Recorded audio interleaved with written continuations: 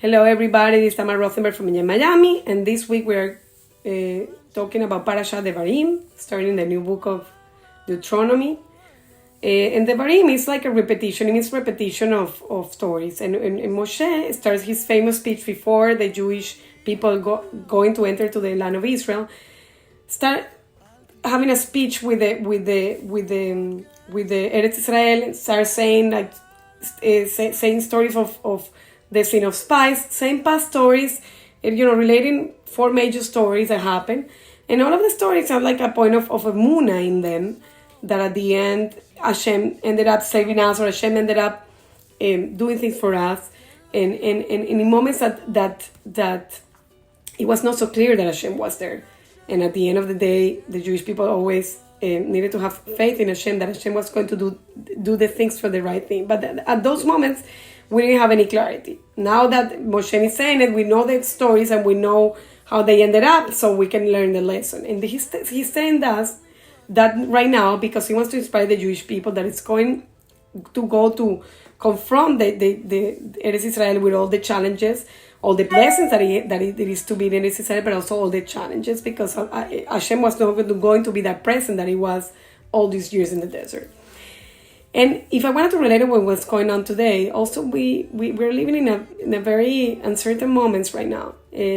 Not only in Eretz Israel and with all the hostages and with Gaza and with Iran, in the entire world is living. It's crazy what is happening in US, what is happening around the world with all these countries. It's a very uncertain moment and a very moments of anxiousness that we actually don't know how it's going to end, the story.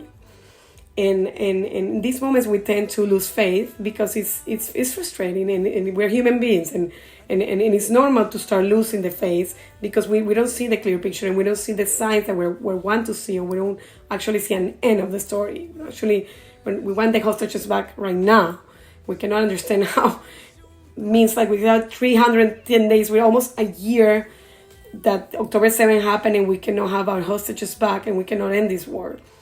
And it's frustrated to even say it, and it's very hard to comprehend and very hard to understand. But at the same time, the message that I want to convey right now, the message of this parasha in particular, and before Tisha B'Av, it's to convey that Hashem is always going to be there, either if we see it or not. And to have that fully faith, and it's actually faith that we need to practice and we need to action, and we need to do things meanwhile, because otherwise we're going to lose it. We're going to lose the faith if we don't stay together and pray, and we are together praying to Hashem for the best. And in these days, the days of Av, that we're mourning we're mourning for the Second Temple, but also we are mourning as a Jewish community for Israel. We're mourning all the victims that this war is having. So this Tisha B'Av has like a lot of more meaning than previous years. And with all this sadness also, like we're having with a deep baggage that we have, we need to understand that Hashem is behind all of this, and even if we don't understand it at the moment, there is going to be an end of the story, and there is going to be and Hashem is going to be behind everything, and is going to have our back, and he's going to defend us always. We are a Jewish community. We have a responsibility. We need to act. We need to be active all the time to avoid losing faith, and also to be united and stop criticizing and stop doing bad things. Trying to be united for the good. And that's the message that I received from this parasha and from these days actually. And I wish you that you have an easy and meaningful fast. I'm going to be sending a video of Tisha B'Av on Sunday.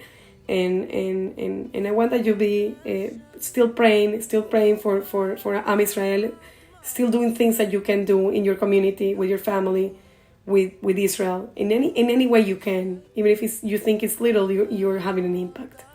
With this beautiful message, I want to wish you Shabbat Shalom, and see you next week.